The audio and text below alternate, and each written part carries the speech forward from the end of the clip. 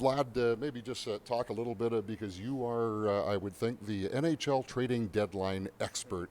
So I'm going to guess and say this deadline move that brought you to Winnipeg might be number one on your list. What would be number two and number three for how the way they worked out either for the team or you personally? I mean, as I said, I love it here, and lots of fun playing in Winnipeg. The city's great, the fans are great, the organization's great. So, as I said, ever since I got here, only good memories. Okay, so let me ask you the question this way then. Have any of the other deals worked out as well for you as Winnipeg has? Um, Not quite, I would say. I think those were more like I don't know rentals and stuff like that. But as I said, I'm just glad we got something worked out, and I'm happy to be in Winnipeg. And I don't know what if there's even much talk in the room, but have you ever had a situation where, with your experience in handling this and being a part of it, have guys kind of come up to you for counseling on how to handle it? What are some things to look for and that sort of thing? I haven't really talked to anyone about that, but it's hockey's a business, and stuff happens, moves happen, so it's part of it, and it's the way you handle it and kind of just move on, I guess. But yeah, nothing you can do really.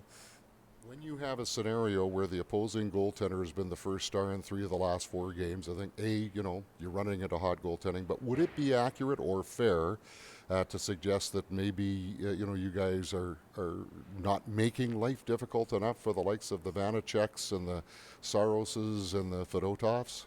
Um, Honestly, I think last game we created a lot. We just, he played a good game. You have to give him credit when credit's due. I thought we created enough to win that game, but sometimes, as I said, you run into a hot goalie and puck won't go in. But you have to kind of work through that, get in his eyes, and create as much, problems for him as possible.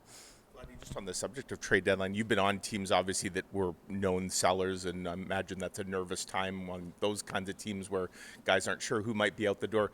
Is this just another week for a team like the Winnipeg Jets where you guys are on top of the standings, like not necessarily front of mind of the trade deadline? Yeah, I mean, obviously you hear talks. The media always talks about trades, but it's all business for us. I mean, we lost two in a row, and we want to get back on track, and all we're thinking about is that next game with the Islanders. Is there excitement, though, about the possibility that because you guys are in a good spot and in a position to maybe add, that a good team could get even better by Friday?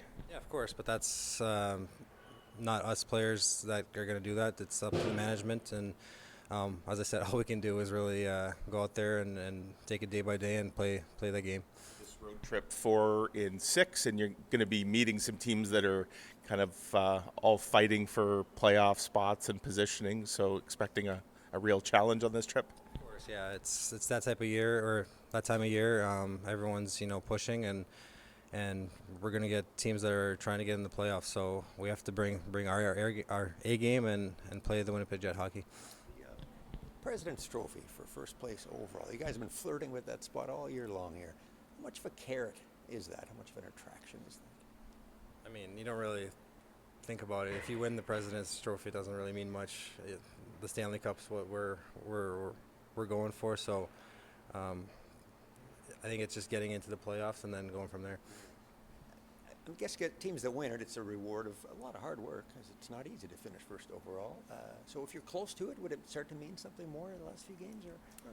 As I said, I mean, you try not to think about that kind of stuff, as the more important part's the Stanley Cup part. So, yeah, I don't think we really think about that too much. Some people think it's a curse. Yeah, I mean, people have different opinions, so it is what it is. Imagine like winning a division and things like home ice advantage can be a big asset in the playoffs. If you win the President's Trophy, you've got home ice no matter how deep you go, right? Yeah, I mean, if you look at it that way, but yeah, as people talk that it's a curse or whatnot, but it is home ice advantage for the playoffs, and as you said, it's hard work, and we'll see.